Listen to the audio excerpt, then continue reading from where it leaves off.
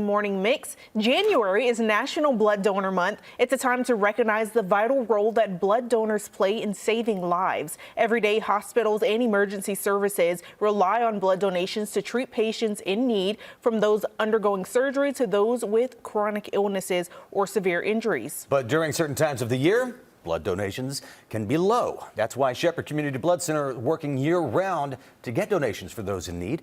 And here to share more about it, how you can help, is Marketing and Communications Manager, our friend Hannah Bars from Shepherd Community Blood Center. Hey, happy New Year, Hannah. Happy New Year. It's 2025. I know. Yes. It means it's time to pull out the arm and donate, some blood right exactly. now, especially for this month. Tell us a little bit about National Blood Donor Month and why this is so significant. Yeah, National Blood Donor Month was actually started under the Nixon administration in 1970.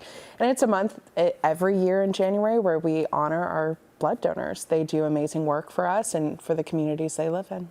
Now, you currently have a promotion going on related to National Blood Donor Month. Tell us about that. Absolutely. From now until this Saturday, January 11th, if you donate at any Shepherd Community Blood Center or Mobile Drive, you get a free 10-inch pizza from Your Pie, as well as 2 free movie tickets and this awesome shirt I'm wearing today. Right there, good. Okay, dinner and a show right there. That's perfect, yeah. This might sound like an obvious question, but really, why is blood donation so important? How does this directly impact our people? Yeah, blood donation is extremely important. Blood is a life-saving treatment that cannot be manufactured like other drugs. You can only get it from the source, which is you. We need our caring donors to come into our centers and come to our mobile drives and support their local communities by giving blood.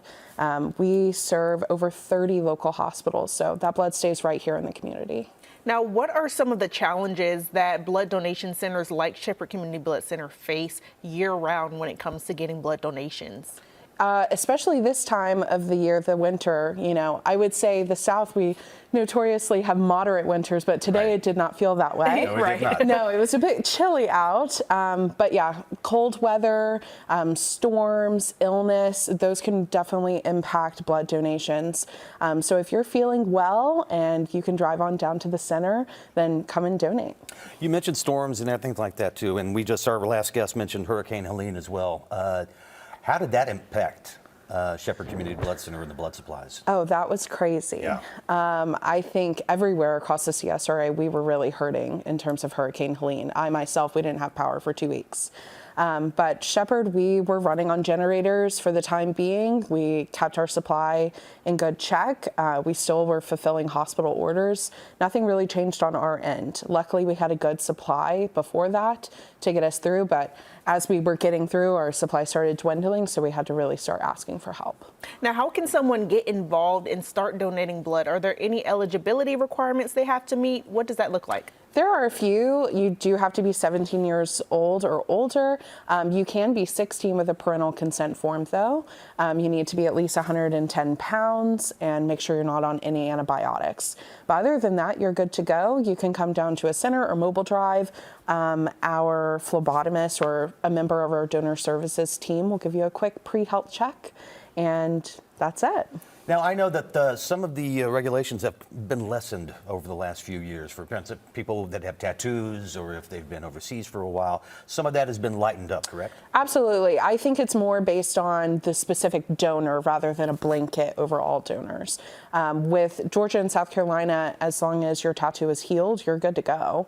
I have tattoos myself, and I still donate regularly. Okay, there you go. Now, what does the donation process look like? I know for some people it might be a little daunting for them, so walk us through that process. Absolutely. I think needles can be scary for everybody, even somebody who has tattoos. Yes.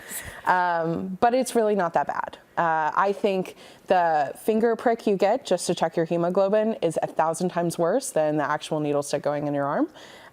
But it's super easy. We do your pre-health screening. You do a quick pass, which is just a questionnaire to make sure you're eligible that day you give. And you go in a donor bed and know that you're saving local lives. And then we send you out with some cool merch. And pizza and 2 tickets to go see Wicked.